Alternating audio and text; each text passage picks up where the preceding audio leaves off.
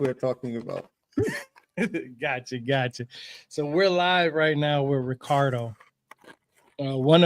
I have to say, one of my favorite authors when it comes to ley lines and energy across the world and stuff like that. I have his book right here, The Resonant Earth by Ricardo on my Kindle. I got to say 10 out of 10. 10 out of 10. We've already did 2 episodes on this. This is the 3rd one on his book. He also has a book called Stardust. I believe that's what it's called, right? The title. Sorry, Tyrone, I didn't listen to you. The other book that you have, Stardust, that's what it's called, the title, right? Yes, exactly. Yeah. So we're going to go over that book in the future. But we're going to start on chapter 9 of your book. We've already did the other chapters. And I have to say, when you get to chapter 9 of your book, you still have 2 hours and 51 minutes to complete this book, according to the Kindle. So this book is packed with a lot of information. And I'm going to be honest, my personal feeling, I feel like all the way up to chapter 9, you was trying to give people the basics about it. And then later on, after chapter 9, that's when you started to get into more of the ancient cultures, which we'll get into, like the Mesopotamians, the Egyptians, and so on and so forth. But one of the first things, because like what I like to do is I like to tab up or highlight whatever is written in the book. And in chapter 9, the first paragraph, you have this the heading time and resonance. And this is what it says. It says manipulation of frequency and resonance has several implications, all of them of great significance, one of which gives a new meaning for our understanding of time itself. At certain frequencies, matter enters states where normal temporal flow appears altered. This when quantum effects become macroscopically observable. The end result is space and time becoming locally malleable. This means that the information can travel instantaneously between resonant points or nodes. Now, when I read that for the first time, we got Dave in here. What's up, Dave? When I read that for the first time, I got the impression that information is not just translated or translated through just verbally. It can be through Ethernet, like we was talking about our internet earlier. It can be telepathically. Airways like FM radio, AM radio, and stuff like that. But what did you mean in that paragraph in particular? Well, what I mean is when 2 places get into that state, they come out of the confinements of time and space. It's like it's their own dimension. When it doesn't matter the distance, it doesn't matter the position, as long as you are in that state, wherever you are, and in the same frequency, meaning in a quantum entanglement with another area, no matter how far, right? With the same conditions, there is no distance or time between them. Everything you do on one place happens on the other place. So when these sites were activated, and that's why we have the dates of ceremonies are equal all over the world, right? That's why they marked times and places that happen at the same time everywhere. So when they do the ceremonies, and that's why the ceremonies are not 1 hour long, the ceremonies are 1 day, 2 days, 3 days, because the globe is spinning and everybody has the time when the node is activated at the precise moment in time, when the sun is in that position or when the planet is in that position, right? Everybody can come in to the same ritual all over the world within this active megalithic sites using this kind of technology. This is the same reason why you can theoretically, and I assume this is related to the false doors that we see on so many monuments, that those false doors can be activated. And that's exactly the definition to your question. That is, once you cross that door, there is no distance or time between the place where you entering and the place you are exiting, right? And now, on the other side of the equation, think about what is time for us, because we live in the present, but we see the past. Because you look at the sun, and what you're looking at is as the sun was 8 minutes ago. When I'm looking at you through this signal is as you were a few fraction of seconds ago. When you're talking to someone, the further he is, the further back you were watching him, because all we can see is the reflection of light from objects, including ourselves. And that takes time, right? Another paradox is when I'm doing this with my hand, when they did the testing to our brains to capture the electric signals that command these movements, they found out that the movements happened before the brain gives the information for them to happen. Now explain that to me, right? It's not before or at the same time, it's after. It's a few fractions of seconds after I made this movement that my brain gives the signal to my body to make this movement. So there is a delay in there too. And I find all of this super interesting, although you can get mad by thinking of these things. So it's just you think about it, you look at, but you can't dwell on it. You go mad to try and understand it. Yeah, it's interesting you say that, because scientists have always been said to that. Correct me if I'm wrong. I might be saying the wrong element wrong, but atoms are able to communicate to each other from far distances. If they are in quantum entanglement, yes. Yeah, and that distance can be from a few meters, centimeters, to thousands of light years. It's just a matter of how long it takes from one side to communicate with the other. Like feeling pain. Some people have a high threshold for pain, and that high threshold for pain can be the delay into the brain of how severe it is. Sure.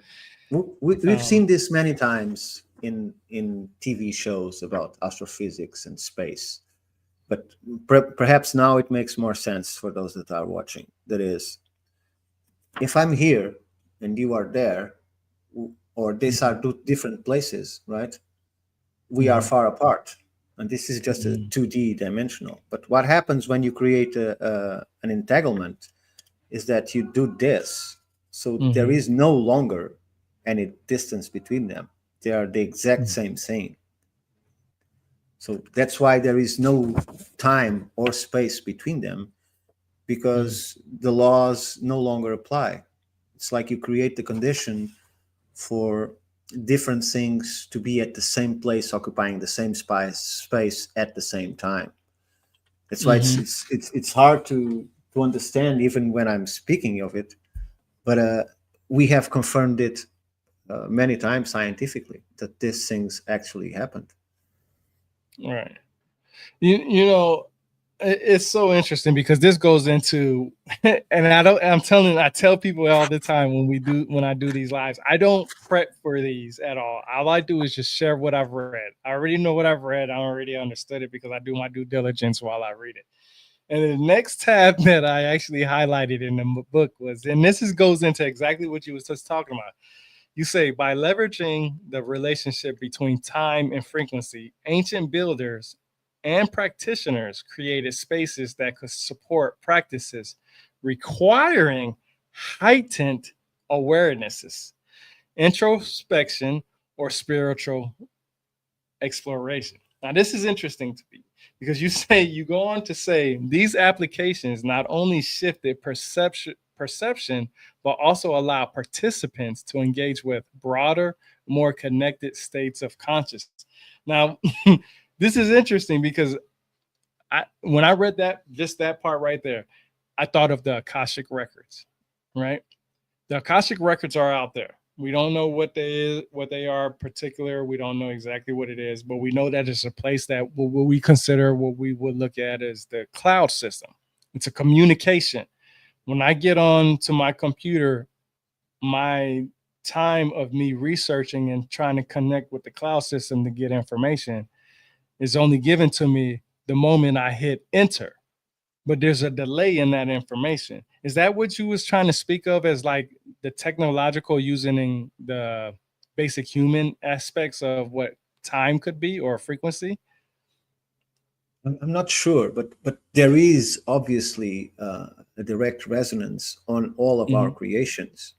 So if you look at science, you can find many things that what we are actually doing is replicating a system that somehow already exists and we don't understand, and we are trying to replicate it in a way that we can use it. So the cloud as the Akashic records, as our creation of the same system, is a good analogy, right? And in terms of the Akashic records, to me, I think the most important for every human, and again, I state that to me, humans are the only thing that is not natural to the earth. I think we don't belong in nature. There is something that separates us. We are clearly not adapted to live naked in the environment. We're just not. So we don't belong to the chain of natural process. We somehow separated ourselves from it, or were created separate from it. Part of us, it comes from nature, because there has to be some basis in order for us to breathe oxygen and have the same normal functions that other animals do.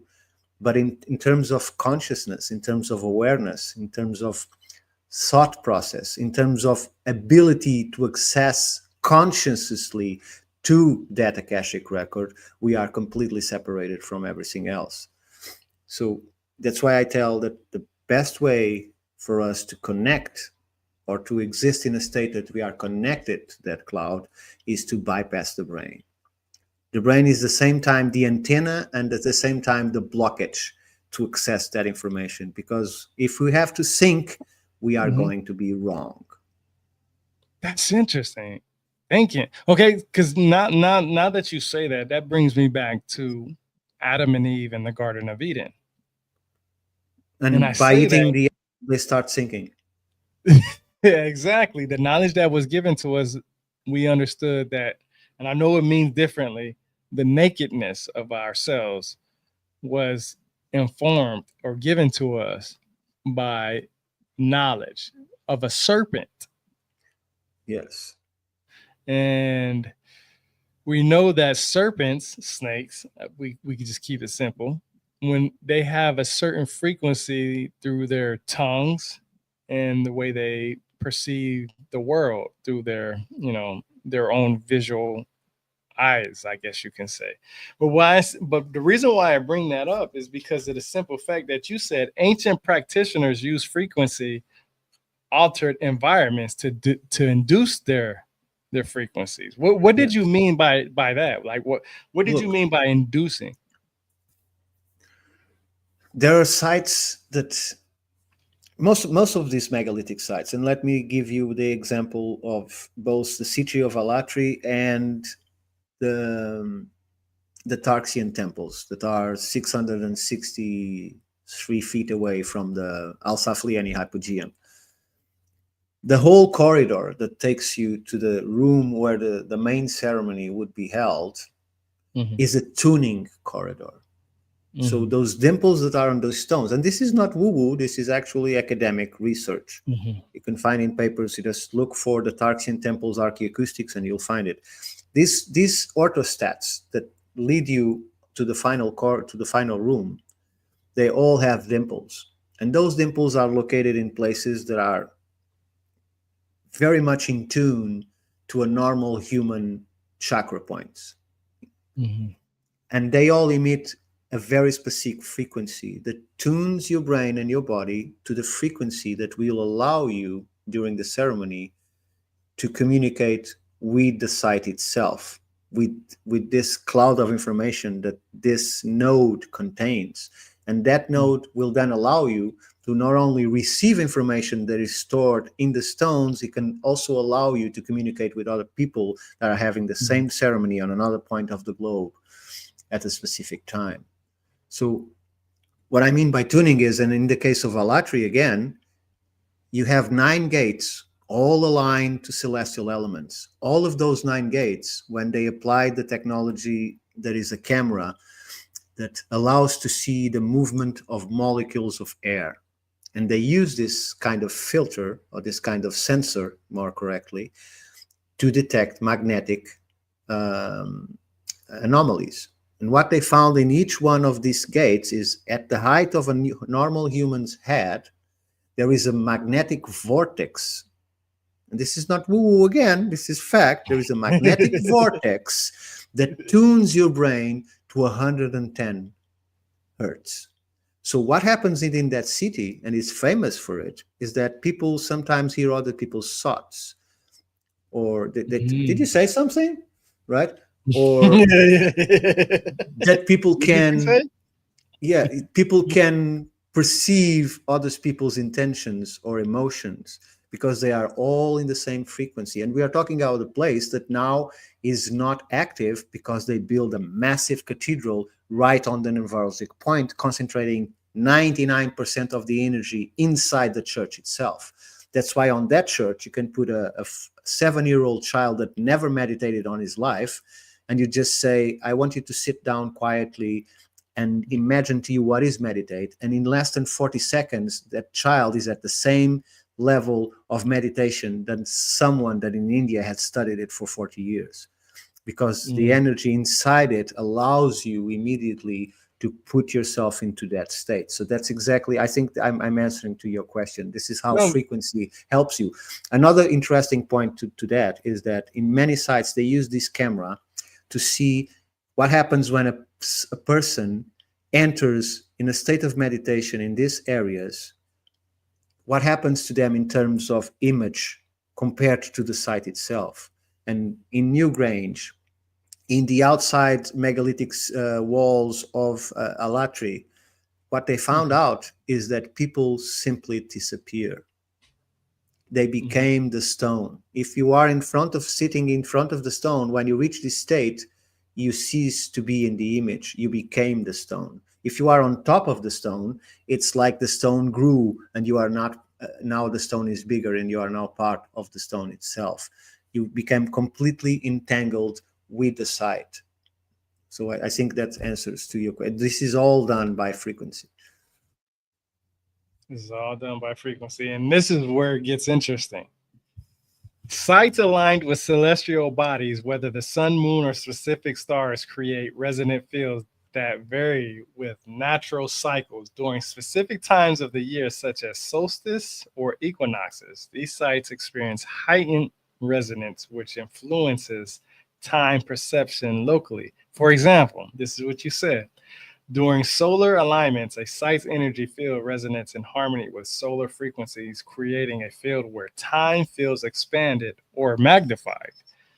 These effects link human awareness with cosmic cycles, allowing practitioners to feel connected to larger temporal rhythms and experience time as dynamic cyclical phenomenon. Now, that's interesting to me because of the simple fact that when I went to North Carolina, I think it was in June for the Cosmic Summit or something, I told you about the Pilot Mountain that I went up to and stuff like that. And you know that when the sun settles on during the summer solstice, it creates that pyramid. Well, pyramids are always known as a simple idea as some type of connection with the earth to the cosmic cycles, right? And the stars, the moon, or whatever the case might be. Now, what's interesting about that paragraph that you put in there is the simple fact that scientifically, academically, and by proof of just women being on this planet, the moon and the women's menstrual cycles link up, right? And their cycles link up with the moon, and they were able, women were basically the first mathematicians, right? There's this bone that's called the Ishango bone, Ishango, that was found in Africa. They dated anywhere from, I've read, from 20 to 75,000 years old. I'm not going to pick a date because, dates are subjective, especially when it comes to radiocarbon. But since the beginning of time, women have been able to have this relationship with the moon, and they were able to basically determine, when it was best to do certain things because of the cycles. When you said that they create a field that vary with natural cycles, that's one of the things that came into my head when I was reading it, was the Ishango bone. This is a natural cycle that happens between women and the moon. Men don't have this, right? The earth has it too because of the tides, right? High tides, low tides, so on and so forth. And it's interesting to me that you said in your book that it's magnified, and that when I've learned that just being in the military, overseas in Afghanistan and Iraq, when we were, when the males were in their locations and the women were in their locations, women's cycles was in many ways line up with each other. This is something that's not new. I mean, they talk about it all the time. And it's interesting to me because the resonance, the frequency, the communication, and the understanding from, whatever, how many thousands of light years the moon is, anybody can come up with their guess. They have an estimate. They have, a determination of how far the moon is from the earth. It's not just women that are able to connect with, celestial objects. There are men out there who have been that they are known as gods, as celestial objects, Saturn, Mars, so on and so forth. How does that play into the part when the frequencies, when people are saying that the frequency between men, women, and their surrounding areas are connected? Because you said, and before you answer that, you said that, and you correct me if I'm wrong, we're not natural to this earth. Is that can you explain that to me? Because the Native Americans will probably disagree with you on that. I don't think they would, because of a simple fact. That is, they manage to achieve a level of balance with nature. But that took some effort. It was not something that they achieved because they were natural. It was something that they have to change the way of life in order to insert and live in harmony with nature. Right? It's not an animal that is born and already belongs there. He doesn't know to be anything else. Right? And the more you dig into indigenous people, you realize that although they were in very harmonious states with nature, they were also very warfaring amongst themselves. Right? There was many battles before any intervention from Europe appeared. You're not lying. This right here, I'm sorry to interrupt. This book right here that I have, that I'm reading right now, explains exactly what you just said, and that's why I asked that question. Literally, I just, before we started this this discussion, I was reading this book, and I just got done reading the chapter on that. So this book right here, American Indian History, what you just said, from Oxford University, actually explains exactly what you just said. I'm sorry to interrupt, but I had to no worries.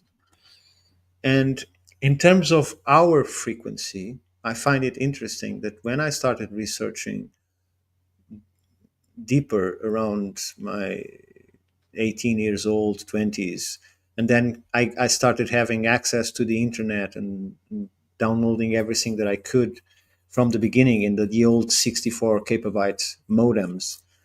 I came to the realization that something has changed in terms of science, because the not ancient, but 60s and 70s reports of human frequency put us in direct relation with Mars. And that changed clearly, because information that I'm now getting from the 2000 up says that our frequency is the Schumann frequency, which is the frequency of the Earth. So what happened in between? Because I don't think they would get it wrong. It's a simple thing to establish, even if it is in the 40s, 60s, 70s, or 80s. We had more than capability to detect what was human frequency. So something has changed in the narrative, right?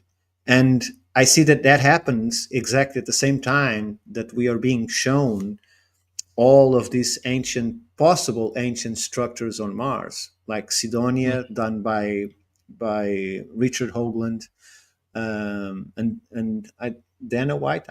I'm not sure if he's a co-writer with him. People don't know this, but he presented this to the UN. He presented this to the U.S. Congress. He presented this in universities. He was not a cuckoo. He was not considered to be a cuckoo. Try and get to present something at the UN and take 4 hours or 5 hours of that time so to hear you speak. He won't be able to. It has to be something considered serious and important for them to do that.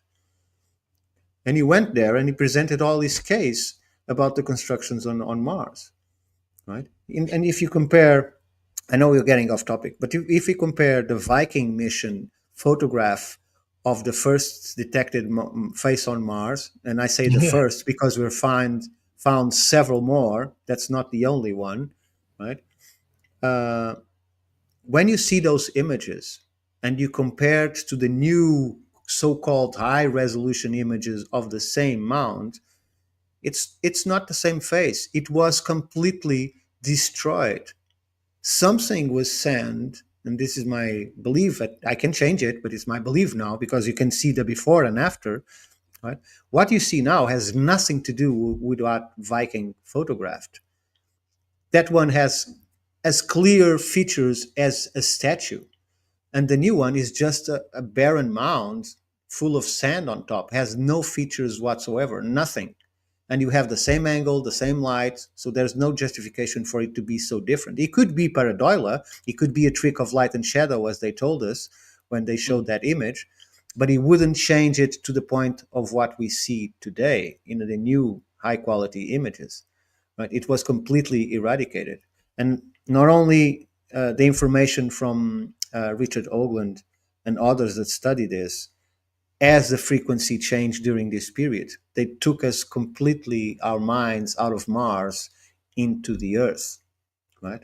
Is that our correct frequency? I cannot say. I never tested, so I cannot say. What I find interesting is, and this is to answer your point of our frequency being here or not, is that we were described first as having the same frequency of Mars and not of Earth, and now we are said as having the same frequency of the Earth, that is the Schumann resonance. Would it make sense for us to have the same frequency of Mars? Yes, because we see that Mars was habitable before the Earth. Yeah, yeah. That's So it why a has lot a of people say we came from there. sure. Just go and watch the brilliant film from Brian Corey Dobbs, uh, Blue Planet Red, and you'll find all of these academics, you'll find all these researchers presenting evidence that are irrefutable and are being complemented by new studies that are being done parallel to that are coming, showing that Mars was a wonderful place to live. So something destroyed it, and I think it has something to do with the fact that now we find an asteroid belt instead of a planet that the Greeks called Phaeton. That Mm-hmm. most people don't mention this, but that used to be a planet called Phaeton. That's what they called him.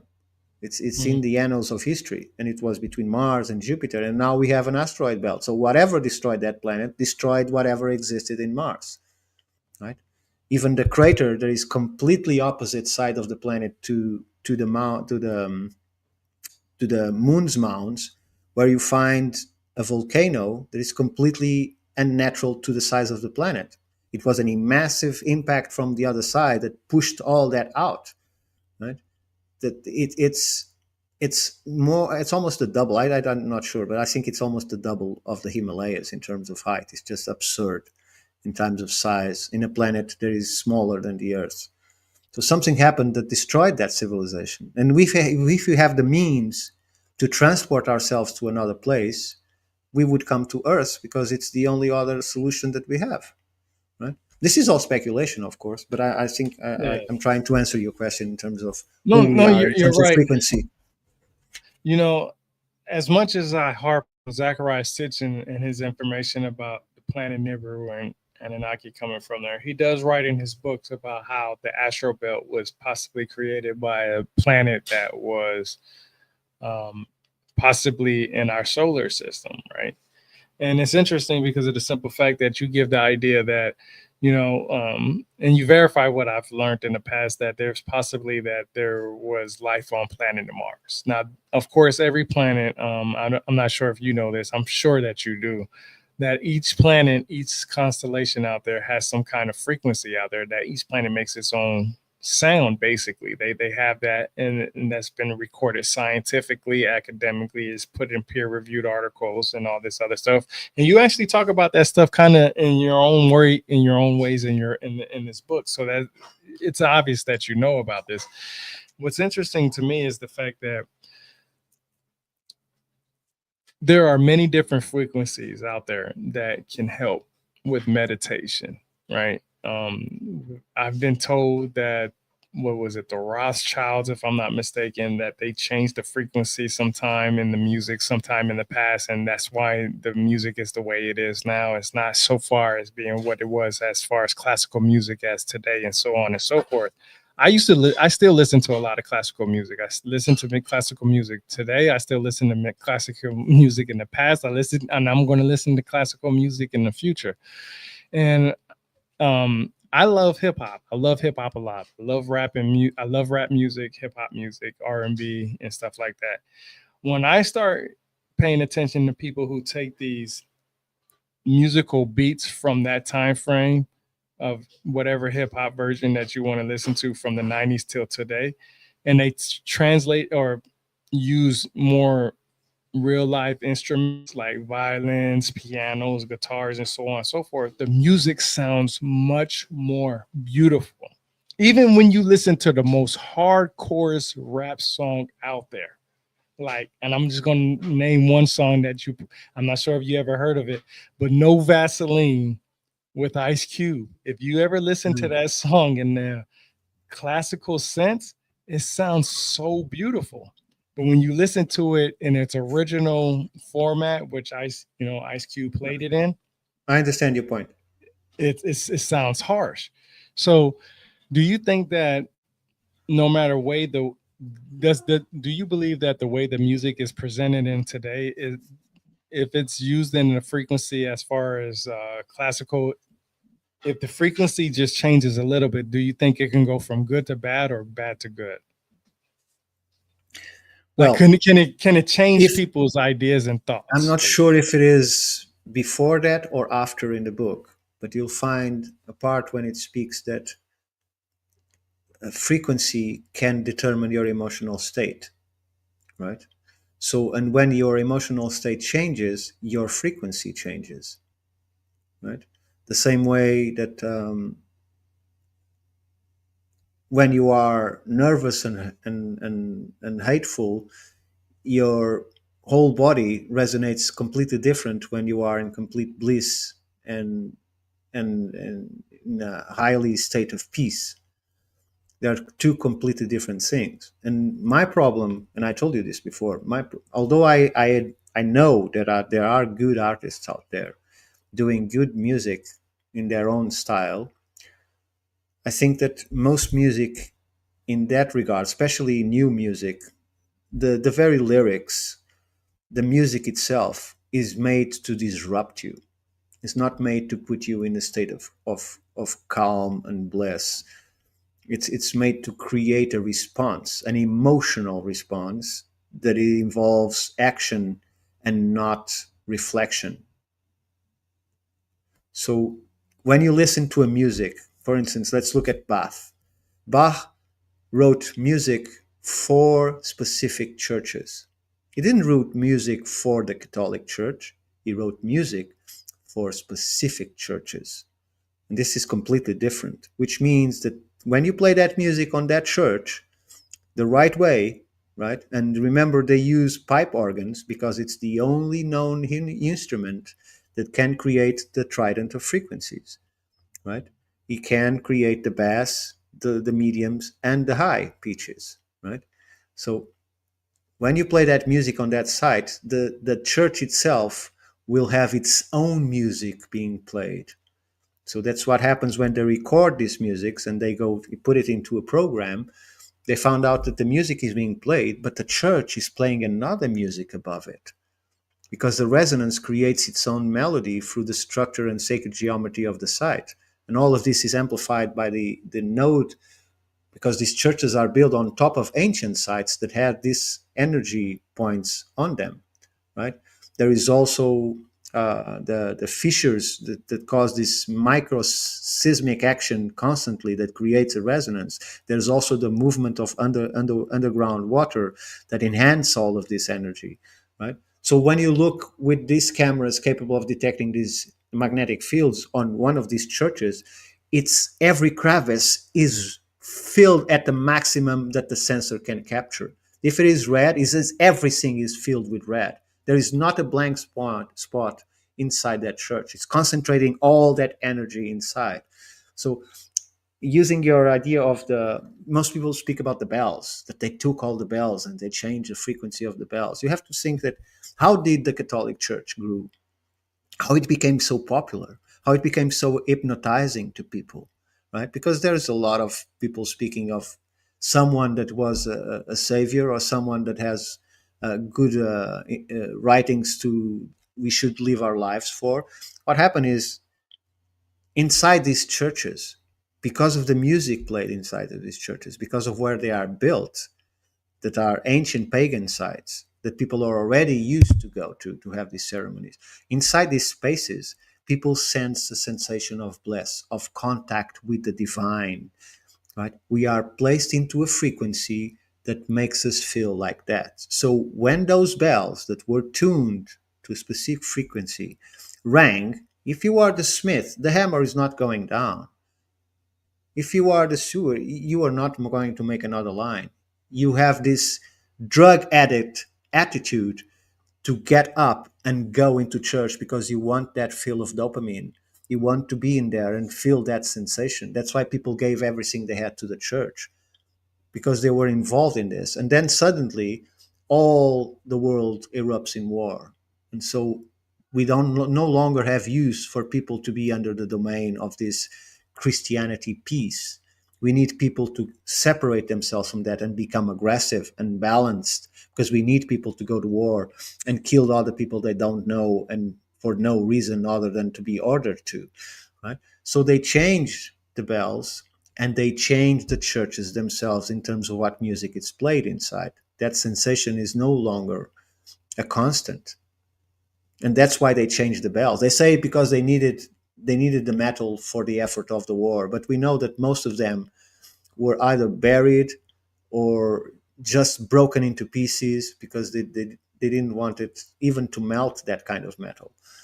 So they part of it went to the effort of war, but a minimal amount of all the bells that they removed. It was a tremendous effort to change all of that bells. It had to be a specific purpose for them to spend that money on something that was working and didn't need to be changed. You see, it's just the fact that you have a bell is a very expensive thing. It's not something that is cheap, and to placing up there, it's very difficult, even by 18 or 19 or 20th century standards. It's not easy to do. All right. So, so to me, that's why, answering your question, when you are inside of this place, in that embedded in that frequency, in that resonance, in that quantum entanglement,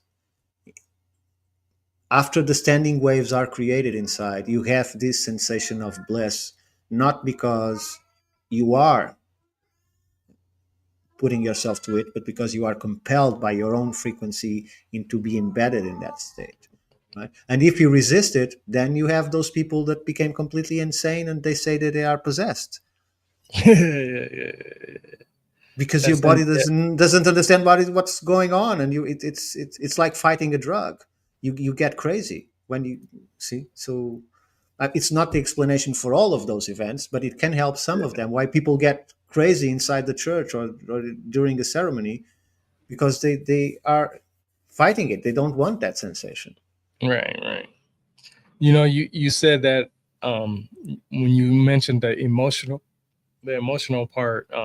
Let's see, 1, 2, 6, 7. You have said it 7 times from chapter 2 to 7. One thing that I like about the Kindle is as soon as you said the word emotional, I typed in emotional under your book. In chapter 2, you said to individuals seeking relief from physical ailments or emotional challenges. And then page 56, the same page, you said, but also strengthen their resilience on psychological and emotional levels, creating spaces of safety and balance. And then you say it again, then you talk about emotional balance in chapter 3, page 69, 77, chapter 4, page 92, chapter 7, 122. Page 122. So you were talking about this before chapter 9, and that's what's interesting to me is because the frequency, like I said, the music. When you listen to hardcore rap or rock and roll, even rock and roll, hardcore rap, rock and roll, where they did the mosh pits and stuff like that, right? If you take that music and you place and use the classical theme of music, like the violins, the pianos, and so on and so forth, the music sounds much more beautiful. It doesn't sound harsh. It's interesting you say that because in my truck, I have really expensive 2 10-inch subs. I love bass, right? But when I listen to classical music in my truck, I don't get that bass that I would get from a rap song or a rock and roll or some country and stuff like that. And I can definitely tell you that from somebody who practiced meditation. When I can't sleep at night, I go in my backyard like 2, 3 o'clock in the morning. It's funny because the birds are still singing at 2, 3 o'clock in the morning at night. I would go back there and meditate, and I would turn on some classical music. And sometimes, if anybody is interested, you can type in classical hip hop, where they take hip hop songs and they put it in the classical sense, and it will sound like it's a beautiful piece of work. Just a few weeks ago, here in Savannah, Georgia, they have this thing where they play hip hop classical orchestra, basically, at the auditorium. And I never was able to attend it, but I am thinking more into attending it to get the feel of it more. But when you say frequency and the time that it takes for individuals to interpret that type of piece of music or frequency or resonance or whatever, the healing matters. I've read that, and I'm not sure. I think I heard a cat in the background, right? I've heard that there are cats have a healing power when they purr near broken bones or some type of diseases or skin diseases or some type of ailment on a human. And I want to know if you know anything about that. Well, I didn't dive into it, but I know what you're speaking, and it's all related to the frequency that they create. So what you hear is just the audible part of it. There is a part of it that we can't hear because human hearing is very limited. We only go from 16 to 20 to 22,000 hertz. And it's a frequency that they create when the people is receptive or can get an entanglement by their own frequency. You can have a healing experience originated from the cat purring. Yeah. So, I just read that probably like a week, maybe a few days ago. I always say a week because I don't know exactly when. But yeah, that was interesting because this is where it gets interesting to me. And like I said, I'll never prep for these type of discussions. I just know what I've read and what I've researched. The ancient Egyptians had cats all around. They felt that they were something very particular and very important to their culture. In your book, you say, and this is at 53% of your book, right? Like you still have 2 hours and 27 minutes. Like I said, we've already been talking 44 minutes and we didn't even get past like the 4 or 5 pages of your book. And I'm telling you, your book is full of information and understanding that you have to take it piece by piece. I've already told you that I've already read it 4 times. I've read it for the 4th time just a few days ago. You say the strategic placement of megalithic sites across continents suggests that they served as nodes in a global network of quantum coherence. Each site acted as a relay point where information and energy could be shared with other locations, forming an intricate web that connected ancient civilizations and coherent planetary grid. Now, this is what's interesting to me, is that you use the word intricate web. When we was talking about Akashic Records, when we was talking about the cloud system and all that stuff like that, I felt like, from my understanding, just my basic understanding, is that just like the cloud system gets wiped as soon as everybody logs off the system and no longer logs in. The cloud system is only there because one person is able to be stayed logged in. That's pretty much how most of the, YouTube or Twitter or X or whatever you want to call it, how they keep their cloud systems up and running is because there is always people constantly on and updating, and the information is always processing between each other. It's not until when everybody ceases to stop using it when this cloud system no longer exists. Like, I can get on my cloud system right now. And it's not just, your personal. What I'm talking about is the public cloud system, the system that everybody is able to get into. You remember the LimeWire back in the day when people used to pirate movies and songs and stuff like that? The more people that was, how can I say, were logged into that certain. Yeah, because it was a peer-to-peer. So if the person that has it wasn't connected, you didn't have access. It doesn't exist. Exactly. And the more people that was that had it or was connected to it, the faster increase the speed of it. Yeah. yeah. So I still use Amul that works like that. Yeah, and that's what's interesting to me is that when you talked about the delay, there's always going to be a delay in communication. That's just what it is. It's nothing you can take away from that. But this is where I like where you said it, because this is, I love Mesopotamian histories. You already know that. So this is where this is what I love the most. You said in the temples and ziggurats of Mesopotamia, the concept of the doorway also carried profound spiritual significance. The gods of Sumer and Babylon were believed to pass through celestial gates into the earthly plane. One such legendary portal is associated with the goddess Inanna. Okay, this is where I love it at. Who descended through 7 gates into the underworld in the myth of Inanna's descent. Now, that's actually from the electronic text corpus of Sumerian literature. You can look at the Cuneiform Digital Library Initiative and read the cuneiform tablet yourself if you don't believe it. But Ricardo was on point on this part. Each gate she passed symbolized a threshold of transformation, stripping her of earthly power as she moved closer to the shadowy domain of her sister, Ereshkigal. I could be saying that wrong. I've heard that said so many different times.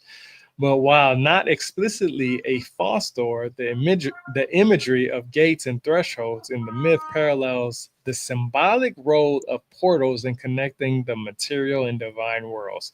The Ishtar Gate. Now, a lot of people don't understand that. That Ishtar Gate is that one gate that's in blue lapis. Lapis lazuli, something like that.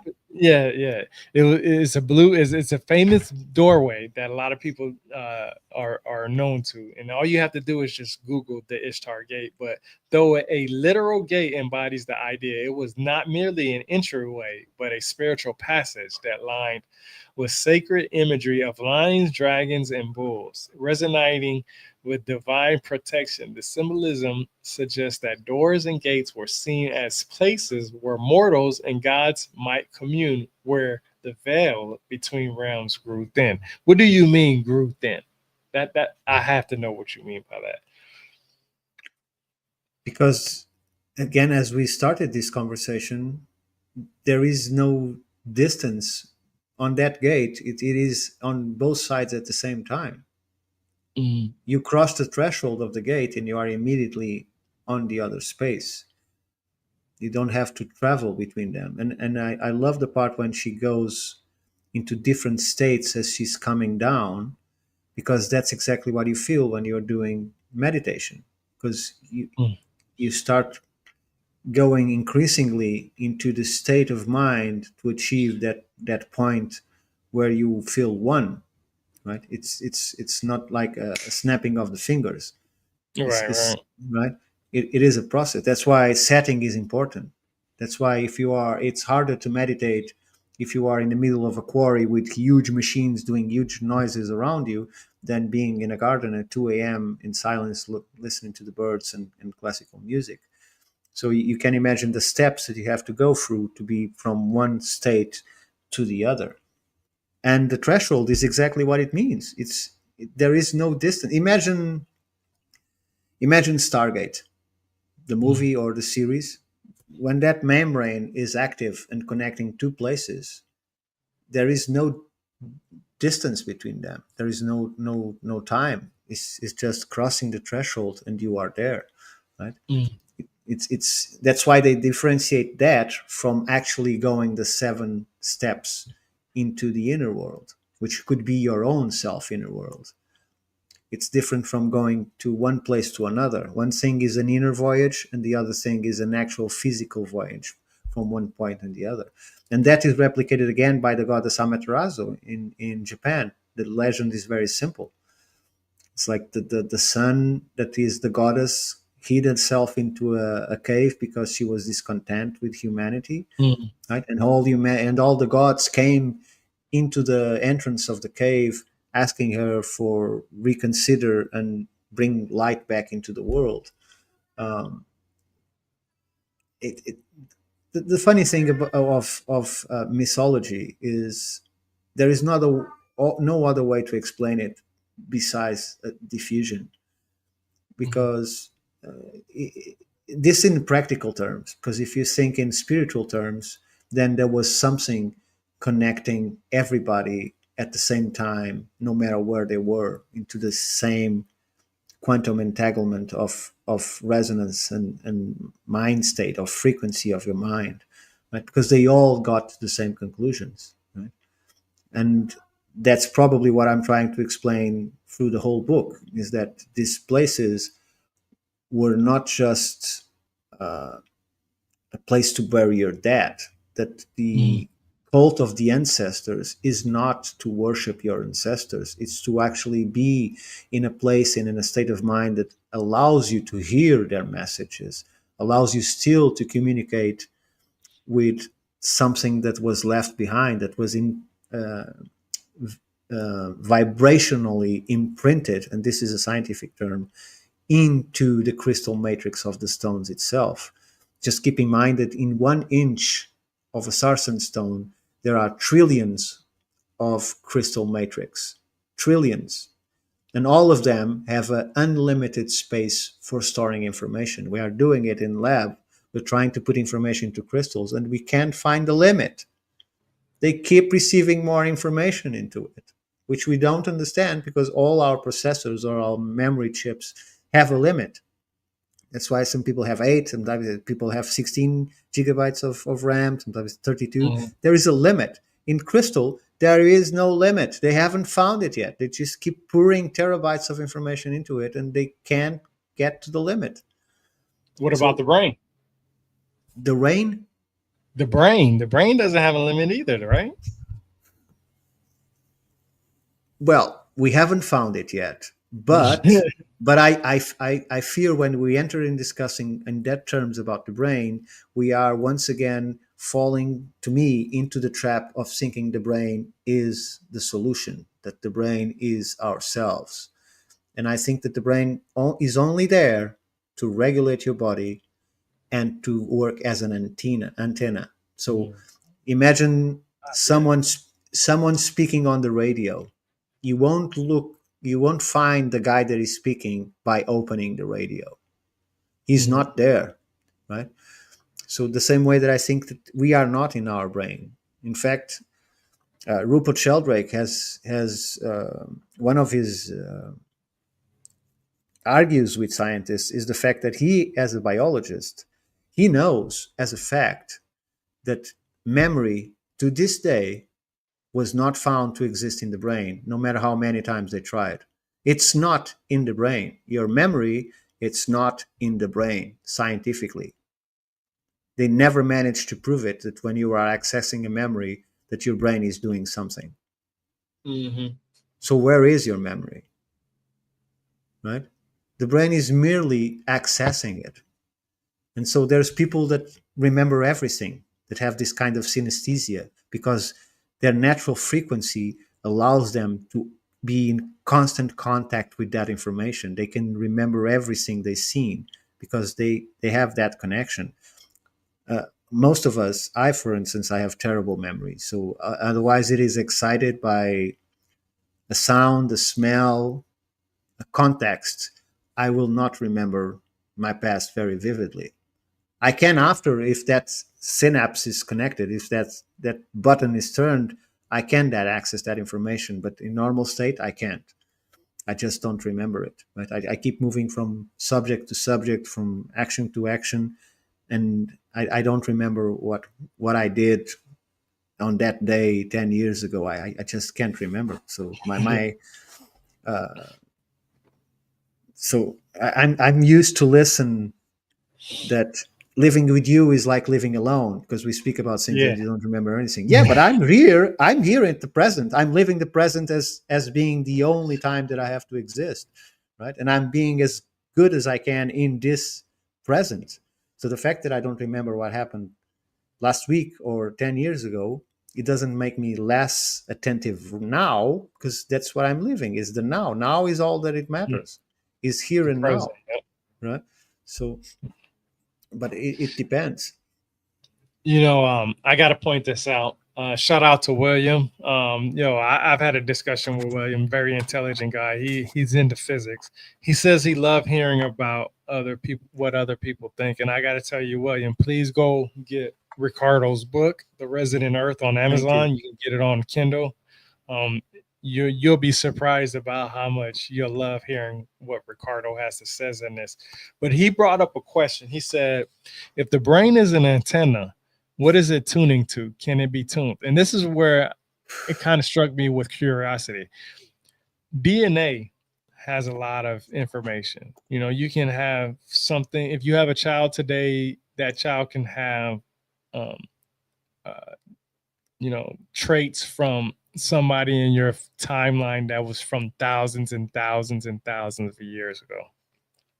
You said that and when it comes to crystals, the information can be in the crystals for, nobody has seen the limit. We don't know how much the brain can have. We know that the brain eventually dies off and that's it.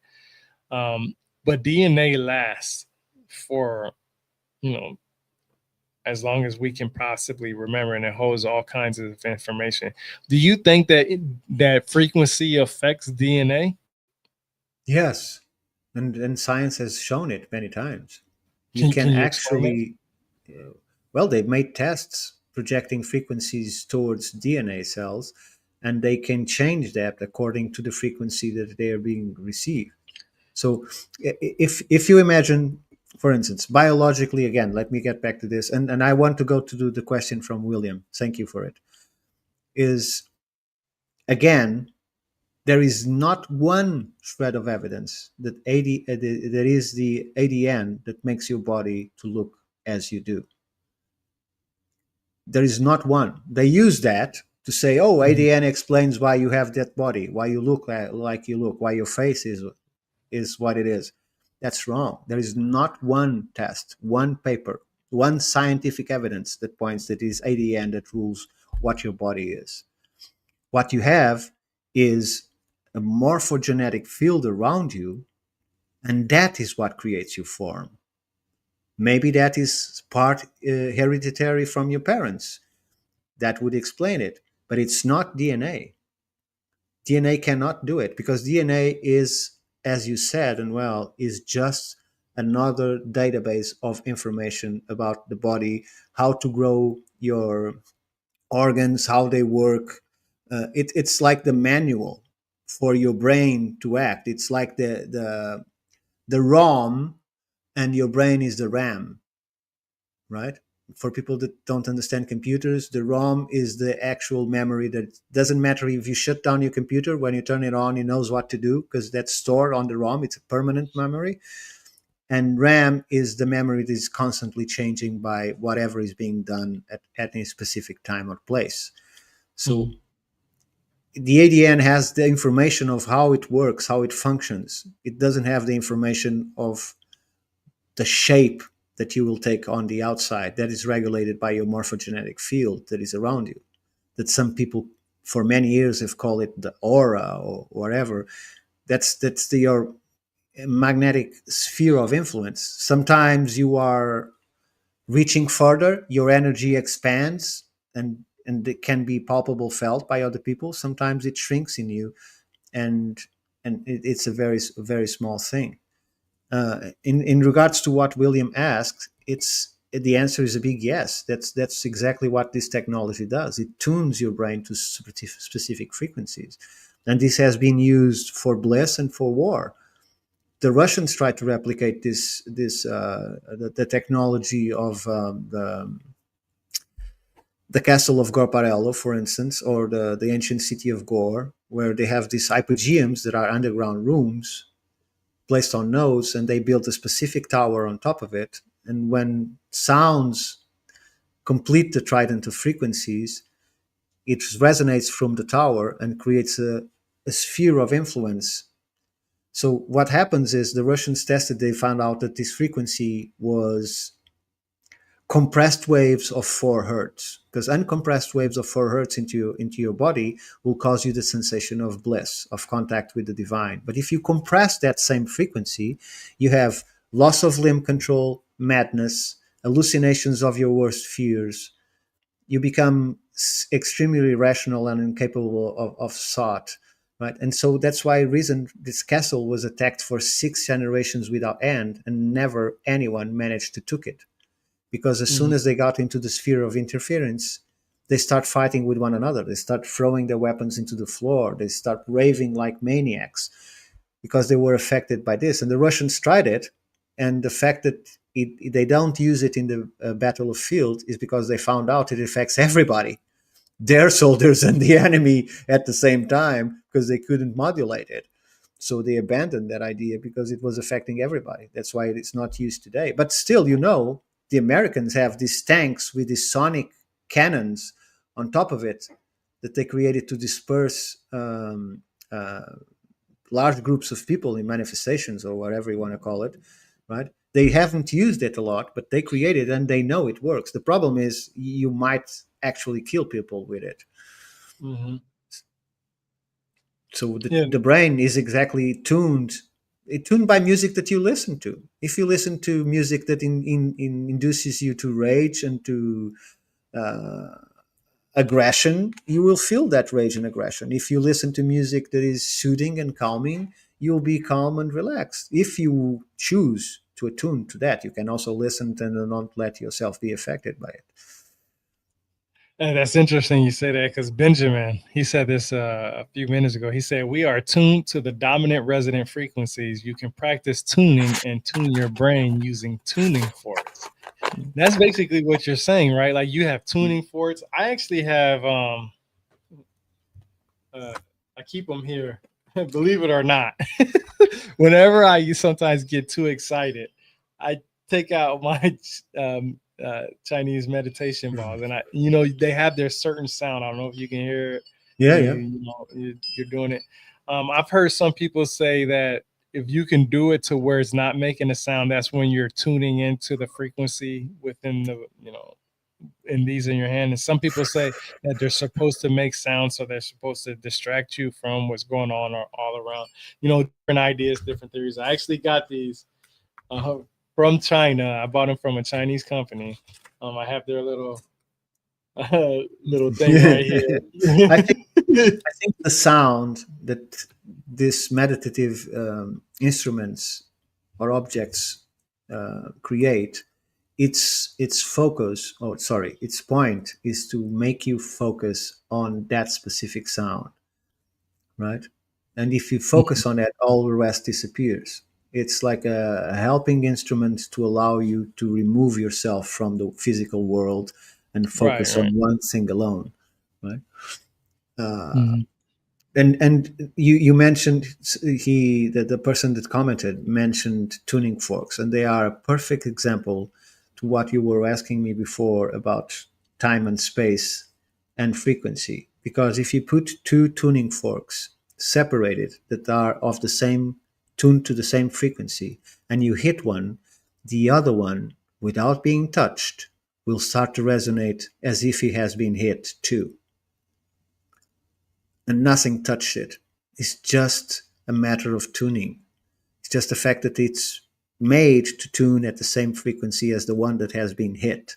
So it will do the same sound as the other that was hit. It will also vibrate with the same intensity as if it had been hidden, right? And that's magic, because nothing touched it. Science may say yes because it's tuned to the same frequency. Yeah, it is, but that doesn't explain it.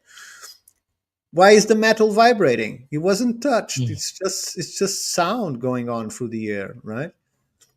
So Mhm. if I'm in a situation when you are with a friend and you start finishing each other's sentences, or your partner, when you start understanding the questions before they are made, it's because you are tuned to the same frequency. You are in the same vibrational state. Because when we think about frequency, you have to imagine that it's all about vibration. Right. So, and that's when your brains are tuned. At that moment, you are tuned with that. It's like another example is for people that create whatever, be it painting, writing, sculpture, whatever. When people are being creative, right? If they are thinking on what they're doing, they will not create. They have to reach a state where they are in a higher consciousness level, and you just flow. You just pour into the paper, into the canvas, into the stone, right? It's like you are feeling instead of thinking. It's a completely different way of living. That's why I encourage people to stop thinking and start feeling.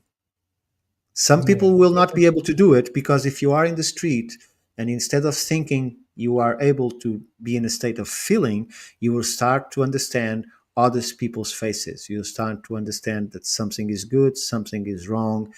You'll start to understand, you even start to see some parts of why they are as they are, right?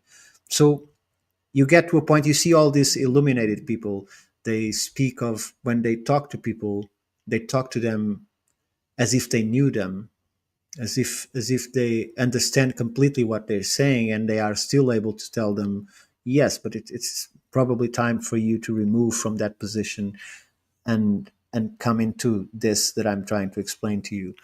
Because they are feeling, it's emotional intelligence. It's a state that allows you to be in constant contact with the Akashic record, or whatever you wanted to call it, right?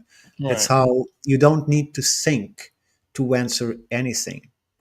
You just need to open your mouth, because this is just a suit. It's your real self is not physically built. It's not a meat bag. That's what some Exactly. people would say. So, so I think this is hard to grasp, even for me speaking it, but it's a state of mind. Is if you use self actuation, you can put yourself to whatever that is that you want to do, right? Do you have to separate your pride from that? You have to think, what is pride? Mm. If not ego, and You know, ego and ego is the focus on everything that is negative, is the weight of it's true. everything that you carry back and made you have that perception of yourself. So if you can distantiate yourself and just be emotional in a correct way, you'll start to understand even your own feelings and even your own ego, right? That's one of the reasons why I have this discussion. I don't like to be complimented, because it enlarges my ego, right? And I if I let it, compliment you a lot too. yeah, if I let it fly, right? If I let it fly and start assuming to myself that I'm good at this or that, that will influence my answers because I will lose connection to being empty, right? Because it's the state of emotion is like being empty and full at the same time. That's why all the scriptures, all the texts, when they speak, they speak of opposing things because it's both things at the same time. We are able to create duality and live in it. And most people need certainties. Most people cannot live in a life where they don't know the next second, where they are not sure about something. Well, I live in a state where I'm not sure about anything. No matter how assertively or authoritatively I speak about the subject, I am ready to change it at a second notice because everything is volatile, everything is evolving, everything is changing. There is we cannot grab time, we cannot grab information, we cannot grab truth, but we can embrace understanding. We can embrace um, what I can't remember the name in English. That is empathy, right? Mm. You can embrace empathy if you start looking at things from other people's perspectives, right? You will start to understand why they are as they are. That's what you're good at, and I'm sorry to interrupt you. Before we even went live, we had a whole discussion about me, and you really put that in perspective for me in so many different ways. If you don't have empathy for others, then the frequency that you're trying to get to being good is not going to be there. Am I saying that right? Yes, because it will focus you on your ego. And it doesn't mean that your ego is right or wrong. It Right. just means that it will focus you on a physical aspect instead of a broader understanding of reality. Because if everything around you has been created in this system to focus you into your brain. So Mm-hmm. when they speak about the 10% of use of the brain, again, they are using a half truth because what they're saying is you have a 10% of consciousness residual to your brain that is always there, that is you. It is the sum of your experience without the understanding of that very same experience because you're reacting to it in accordance to your ego, Right. right? Right. So Right. that's the 10%. It means that even if you are severed, as most people are, from your real self, you are still a functional human capable of thought, capable of understanding and acting in this world. You're just limited. You're just making yourself a carnal being. And therefore, your carnal being will face age and death because that's what you see. That's your reality. You see other people going old and dying. You see your father, your mother, your sisters, they are all changing in time. They are all getting older. They are going to die, right? Yes, you have no control of your body. All you can do is putting medicaments into it as it deteriorates because it's normal. None of this is real. None of this is truth. It's just a system that was implemented for so long that you don't challenge it. You don't understand that you are in complete control of your body, right? Even the man that explained this scientifically, that is Bruce Lipton, in his Biology of Belief, he cannot attune to it because he's getting old, right? But scientifically, you have complete control of your body. You decide if it goes old, if it goes younger. You decide about life and death. You decide about health and sickness. You have the power to do it. Again, just go to the work of Wim Hof, also known as the Iceman. He showed to scientists that doubt him that anyone can be in control of their own body. Anyone can be completely invulnerable to sickness, even if it is injected in your body, as his 10 uh, persons of his group that he just had for a week to train before they go to the hospital and be injected with a neurotoxin, along with 10 other people that were not trained by him.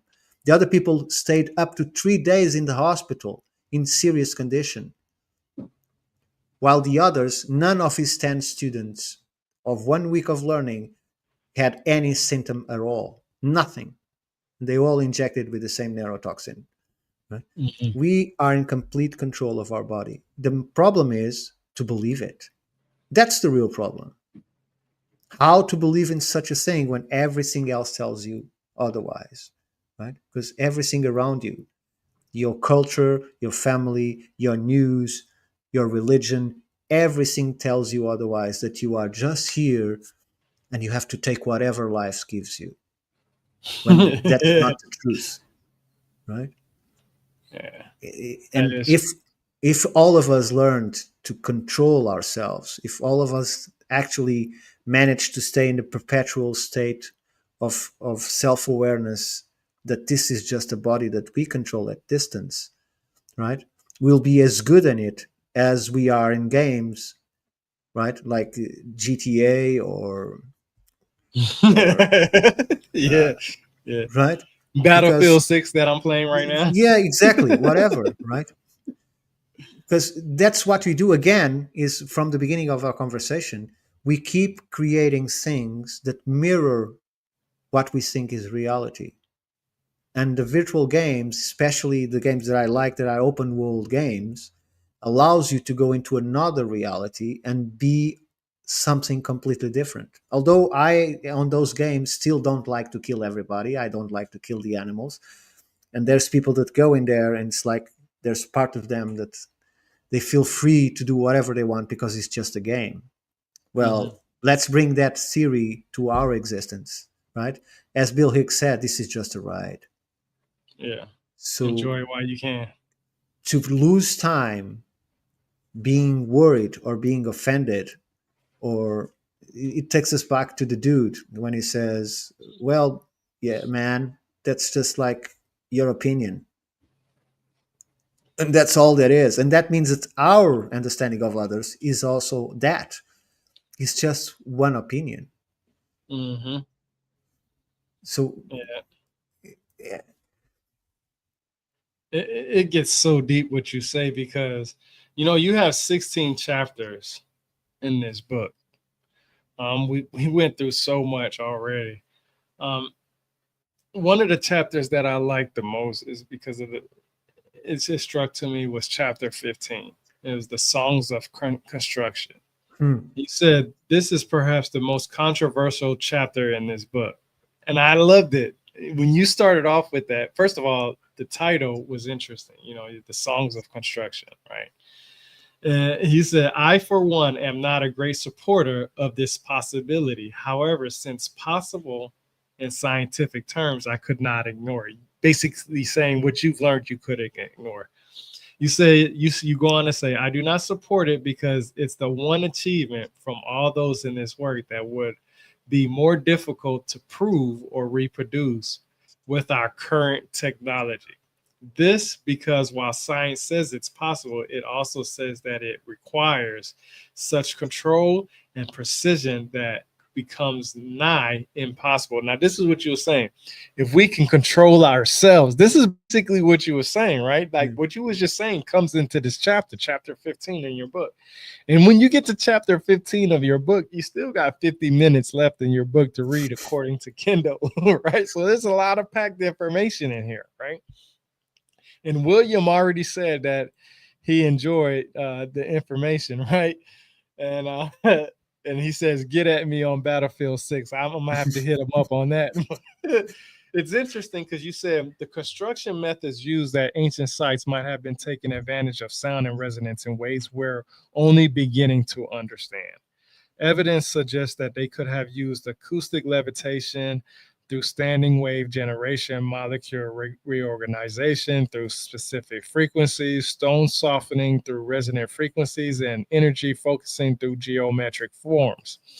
The songs that you put in quotations used in construction weren't mystical incantations, but precisely calculated frequency combinations that could alter material properties through precise frequency combinations. Acoustic levitation is also used in laboratory settings to suspend and manipulate small objects without direct contact. Now, this is what is going to get William interested in more. And that's why I'm telling them, William, I know what you do. I've been following you on X. I actually have an alert on your profile. So every time you post something, I'm always looking at your stuff. And he has a lot of things that he can probably show you, Ricardo, that pertains to that. But he said, but you go on to say, Ricardo, that by scaling this technology, it may be possible to achieve contactless assembly of delicate materials, positioning them with precision with resonant fields. This technique could revolutionize industries requiring high frequency and care, such as microelectronics, advanced materials science, and biomedical engineering, where even slight contamination or misalignment can be critical. Can you explain that? Well, that is taken directly by our current state of science. Those are their words, not mine. I'm just quoting them. So Mhm. they are looking to do this. They are trying to use an environment of frequency that will allow them to create structures that we cannot create physically. So, Like what? Give me an example if you don't mind. so when they want to create it, let's give the example that might not be correct, but it's good as an analogy. When you're trying to create a chip for a computer, right? There is only so much you can do by adding piece by piece. So we have to make it extremely small because we are using robots with nano precision, right?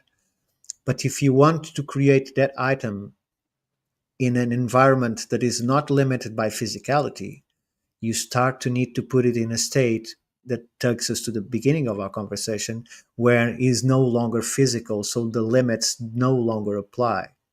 So you can put more into it that you couldn't if it was a physical thing. You need to put it in a vibrational state that allows that it, instead of nano, it starts to be molecular construction. And that's the big difference. That's the big step that they want to overcome. So they are no longer limited by space and physicality. So they can actually start building uh, processors or whatever material they want that is built at the atomic level in that moment, instead of just being of atomic level because that's its physicality, right? So they could change and inter combine elements that otherwise are not physically possible to combine, right? Mhm. And that's why they are trying to do it with in specific chambers using frequency. Let me ask you, how do you go about, from just your basic understanding of the ancient people and how frequency and resonance and all that stuff works? Because, and I'm going to bring this part up. You said through the use of harmonic resonance, ancient builders created environments that promoted balance, alignment, and vibrational coherence, nurturing well-being, spiritual insight, and interconnectedness. How do you do that with stones on planet Earth, and how do you achieve that using the cycles of the constellations, the moon, the stars, the sun? Um, So first of all, we all have this weak notion that everything is connected, mhm, right? But we rarely think about what is connecting them. How are they connected? How strong is that connection, right? mhm, So it's just a vague thought that we have sometimes that everything is connected, all is one, right? So would you consider that your body, as you see it in the mirror, is one? Everything is working towards uh, the same objective, right? mhm, You have different organs in you, right? Different parts. Everything is doing a mhm, different thing, but you are all one. So now expand that to a solar system and then expand that to the universe itself, where everything is one, because everything is natural. Even the things that we are creating artificially, you cannot create anything without natural elements because you are using the right. natural elements to create those things. So a pill that is chemically made is still natural because it's using chemical elements, and chemical elements are natural. You cannot create Mm. anything that it isn't natural. Like people saying, oh, plastic is not natural. Of course it is. Otherwise, you couldn't make it. Mm. Everything is natural. Everything. And if everything is natural and everything at atomic level starts to become very similar to one another, it's just the geometries that are different of the construction of that molecular element, Mm-hmm. then everything is connected by the same energy. There is no actual material in this metaphysical sense between me and you, and although we are thousands of kilometers away, Mm-hmm. because we are embedded all in the same matrix. Everything is connected. So when you bring it down to these monuments, what they're doing is looking for places of the earth where these natural currents are higher in terms of frequency. They are more physical than metaphysical, and you can actually build something there that will use that power. So what you will be using for that power is stone. Stone is full of crystals. Crystals will Mm. vibrate and transmit that energy that is all around us into a specific type of frequency. That's why they are shaped. That's why different mineralogies are used, because they want to achieve a specific frequency. If you look to Iberia, you find out that they had a peace and not one invasion for at least 4,000 years. And as soon as this technology is deactivated, there is these hordes of people that invade Iberia and kill 96% of the males. Oh. Only the Basque territory was spared and unconquered for a longer period. That is, they still unconquered today. They have been at least for 7,000 years. So this technology was not just a means of communion with the ancestors, which was a means of a consciousness transformation or of higher states of awareness. It was also activating the whole fields around them. These people had no difference in their houses. There were no chiefs, there were no classes. What we find in the archaeological record is they live near these sites in the plains with fearless activity, fearless life experience.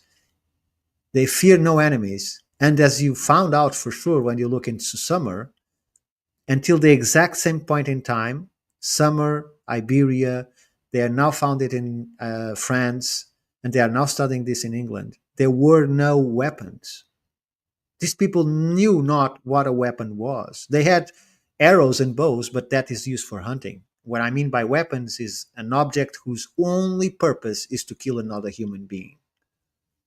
That's what a weapon is in this sense. They had none. They experienced all this time of bliss. That's why we have these definitions of paradise, because even animals were docile, easy to hunt.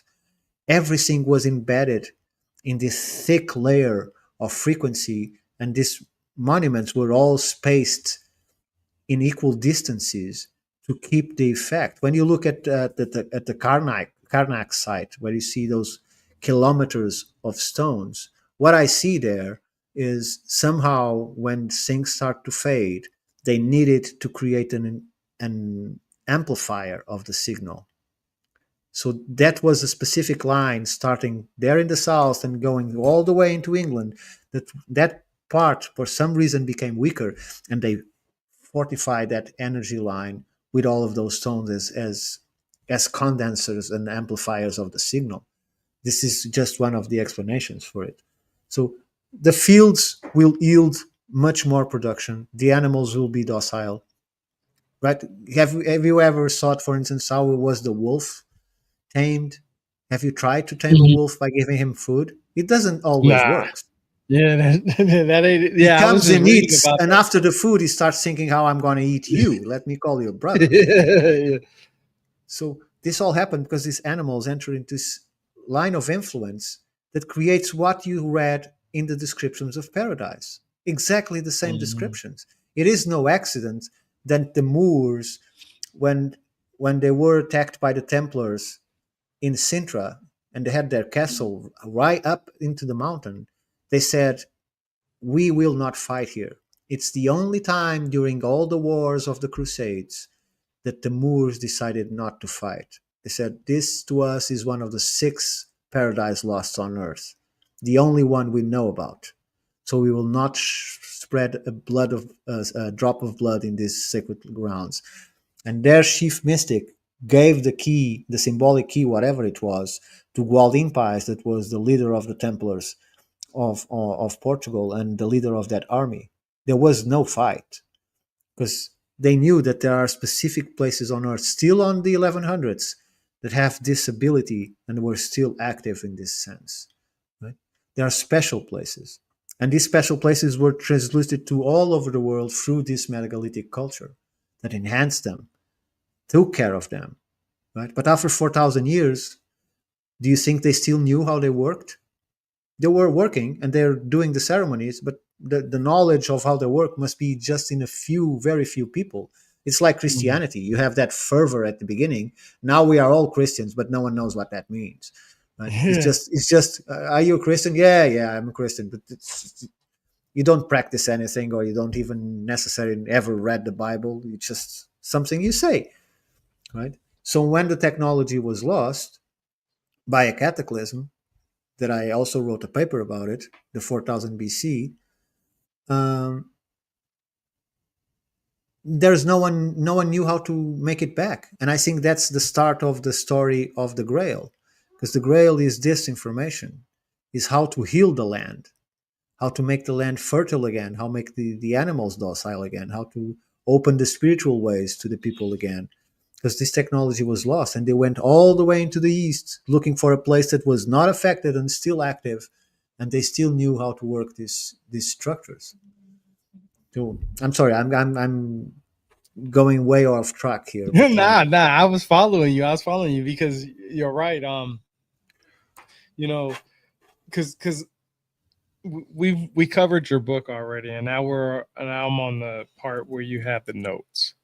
And we talked about stone, we talked about frequency, we talked about memory and all this stuff. And you actually write in one of your notes, you say the crystalline limestone, you say a marvel of geology tells a story of transformation through the ages, born from the ancient marine sediments. It began its journey as humble deposits of calcium carbonate accumulated over millennia on ocean floors. Yet through tectonic forces, these sediments were drawn into the Earth's depths, subjected to intense pressure and heat, and metamorphosed into crystalline limestone. This process, known as recrystallization, rearranges the mineral structure, turning ordinary limestone into a stone of unique beauty, one that glistens with interlocking calcite crystals. The crystalline structure of this limestone gives it distinct translucent quality. Under certain lights, it gleams almost alive, its surface catching and scattering light in a way that reveals the delicate lattice work of its internal composition. Unlike common limestone, crystalline limestone is much denser and more resilient, possessing an elegance that has captivated artists and architects throughout the history. In places where it can be found with ancient mountain ranges, often near sources of marble, crystalline limestone is cherished not just for its strength, but for subtlety of its beauty. It stands as both as a testament to Earth's geological past and invitation to contemplate the patient artistry of time, which takes simple elements and through gradual transformation produces something both enduring and exquisite. Now, what I took from that was the interesting part that you said, that in places where it can be found within ancient mountain ranges. Now, I've said this so many times. When you look at the Sumerians and you look at the Enuna / the Anunnaki, I've already talked to you about planet Nibiru and all this other stuff. Nibiru is also is a city in Mesopotamia. We know that 100%. It's also known as Nippur, Nippur.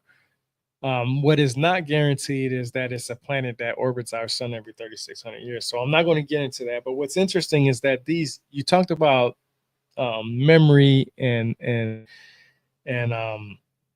the, how can I say, what's the best word for it? the memory, and I'm going to just say the intelligence of the crystals. Now, intelligence is not what we know. Intelligence doesn't just mean that, human intelligence, 1+1 is 2 and 2+2 is 4 and so on and so forth. Intelligence can mean many array of different things. Maybe I should get into the etymology of it, but I'm not going to pull it up right now. I'm just going to finish my point.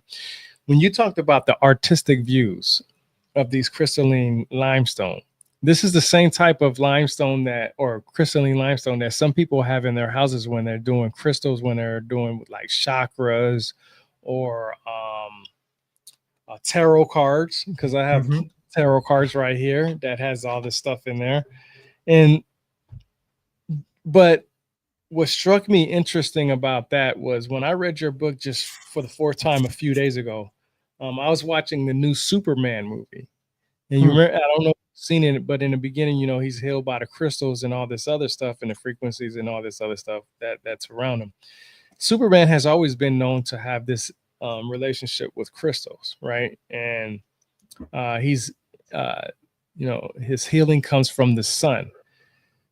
I know from just my basic knowledge of crystals, stones, and all this other stuff, to recharge some crystals, you can leave it in the moonlight or in the sunlight. Depending on the type of crystal, right? Sure. And that's supposed to be able to heal you if you keep it by, I've learned that a lot of rich people, they like to keep crystals in their pockets. They like to keep crystals around their neck. They have stones in their bracelets. It's not always diamonds and stuff like that. But my point is that I wanted to come up with was the idea of diamonds. Now, do you think diamonds have that same kind of healing power that regular crystals like an amethyst may have, or a topaz or something like that? Do you think it has that? Or is it like, which crystal do you think, or stone that you think is the most powerful, or is all of them equally powerful? It just depends on the type of healing that you need from it. I think that of all of those, the least powerful will always be a cut diamond. A cut diamond. Why is that? Yes, because it lost its natural form. So you can shape a crystal to be resonant to a specific frequency, but it's not that they're doing normally when they're cutting diamonds. They're just making them pretty, right? And I think that the fact that people wear crystals and mostly crystals, because I don't think people wear diamonds to feel healing. They just use diamonds because it's part of their ego construction. Yeah. It's for some reason, a bit of carbon that is pressed or suffers high pressures for long periods of time becomes something very expensive that I never understood. But in terms of crystals, I think that most of the power that the crystals have is what comes from self-actuation. Is the fact that you believe that they will have that power is the fact that makes you quantum entangled with that crystal by its own intelligence, as you were describing, to produce the healing that you are speaking of. So it's a half-half process, that something comes from the crystal, but you need to believe it, right? It's more than belief. It's above that, because belief requires some kind of thought. It's just something that you know without a doubt. Like I heard a person saying that you only believe in what you don't know, because what you know, you know. Right? And I think it applies here. So although some crystals are more attuned to certain wills of their users, be it for healing, be it for protection, whatever is the functionality that you are expecting from the crystal, and there's different types of crystals that resonate easier with those frequencies or emotional frequencies. That's why people know that there's studies about from the ancients that I use this type of crystal or I use that type of crystal. But it also requires the belief of the person, because otherwise you're just wearing a stone. It's like having a Ferrari, but it's always in the garage. You never use it. You just look at it. Oh, it's pretty, right? It's the same process. So I think we are the one of the essential elements in order to create this type of reality where the crystals have the power. Unless you Mhm. actually feel it as a reality, it's just a stone. It won't have any effect by itself unless it's made resonant, and then you are in an environment where that resonance cannot escape, and you are subject to it as you were inside these megaliths, because they were made. Once the correct frequency is inserted to that type of construction, it will create standing waves, and you cannot run away from those standing waves. Once you are embedded in them, you are subject to whatever activity they are going to do with you. So it's like taking a powerful drug. There's no escape. Once you take it, you have to take the ride. There's no other way out of it. That's interesting. I really appreciate that. So we're done with your book, The Resonant Earth Mm. by Ricardo. Thank you. Everybody, please get this book. I beg you to get this book. I know Ricardo says he don't like compliments too much because it gets to his ego. Look, I'm gonna be the first person to say it. I always love supporting people. I think supporting people is because I've always was told that everybody is special. And I feel that everybody has a piece of this puzzle in our journey through history, through our journey through life. Um, I respect Ricardo a lot. I've known Ricardo for at least 2 years now, at least I believe it is. My time could be off. Um, I've read his book 4 times. I'm about to read his book, Stardust. If you enjoyed this conversation with us, we have 2 more conversations before this. We actually went through his whole book. And you know, I tell him this, the first time we went through it, we only went up to chapter 3 because he had packed so much information in the first 3 damn chapters. I couldn't even get past him. We was talking for like 2 hours. He has a lot of great information. Ricardo is very intelligent, very sincere with his words, and very honest. He's the head guy of the Institute for Natural Philosophy. He's with the Universal Unveiled. He's a very great individual, intelligent. Like I said, his words are awesome. He speaks multiple languages.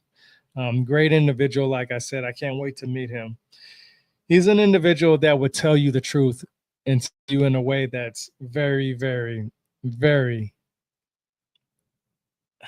how can I say, understanding. Okay. And he spends a lot of time sharing what he shares. I always love having conversations with him, whether it's, you know, on live. I mean, we were supposed to actually finish this discussion last time when we got on here, but we had a 2.5 hour conversation just about everything, and we didn't even go live. And we And finished the it out. same the time before that. Yeah, we do it a lot. We do it a lot. We do it a lot. And but we're going to do his next book, Stardust. After I finish this book, the Native American book that I was showing you guys earlier, I'm going to go to his Stardust book, and I am going to read his book multiple times. I know he said it's more of a challenging reading it, so he was honest with me on that. I'm expecting that, of course, but just like always, I will always ask questions, and I never assume, because I do truly understand that in order to get the right answers, you have to ask the people that it's coming from. So basically getting it from the horse's mouth type thing. Ricardo's on X. He's always sharing what he said, what he is. Thanks to him, I have a lot of books um, that that he has on his hard drive. I would like for him to go over the ley lines one day, if you're willing, Ricardo. Sure. About you showed me, that whole thing with the ley lines on Google Earth that you had, that you'd spent years of working on. So hopefully we can talk about that in the future. His book is amazing to me because I've read many books about ley lines, frequencies, and all kinds of stuff. I have a book on beginners of chakras and all kinds of stuff. And this book that he has, The Resonant Earth, literally gives you the foundational understanding of the basics of what we just talked about. He doesn't try to get into, you know, the how can I say, the challenging parts. Like, how can I say, like, when he talks about the frequencies, he talks about it in the basic. I'm just going to say he keep it simple, stupid. I didn't want to use them words, but it helps me out because I'm that type of person. I grew up that if you just keep it simple, stupid for me, it helps me understand. And that's what he does. He keeps it very simple and honest with everybody. So I really appreciate that. Ricardo, I really appreciate you being here and spending the last hour and 44 minutes with me. Obviously, William enjoyed a lot of the conversation. Michael enjoyed the conversation. Lil Vibe enjoyed the conversation.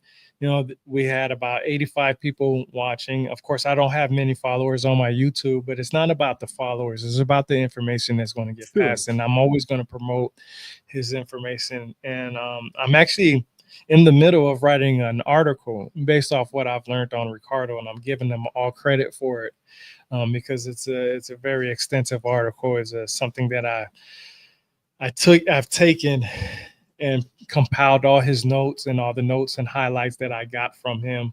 And I compiled it into trying to just put it into an article to promote his book. I really honestly recommend everybody buying the book, The Resonant Earth by Ricardo.